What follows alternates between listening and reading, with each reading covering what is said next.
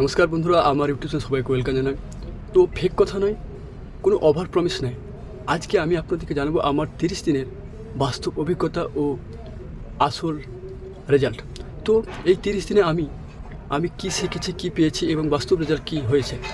তো আমার কাছে কোনো কিছুই সহজ ছিল না, কোনো মোটিভেশন কম ছিল, তারপরে নিয়ম মানতে অনেক কষ্ট হতো। তো আমি একটা জিনিস সঠিক ভেবে নিয়েছিলাম যে আমাকে এই কাজটা, এই অনলাইনে কাজটা আমাকে কন্টিনিউ করে যেতে হবে। তো এই 30 দিনে আমি কী আমার জীবনের পরিবর্তন পেয়েছি সেগুলো হচ্ছে, আমি নিজের মধ্যে অনেক আমার আত্মবিশ্বাস বেড়ে গেছে এবং আমি দেখেছি যে আমি যে কন্টিনিউ বা কনসিস্টেন্সি যে কাজ, সেই কন্টিনিউ কাজটা আমার চোখে পড়েছে এবং আমি এটা বুঝতে পেরেছি।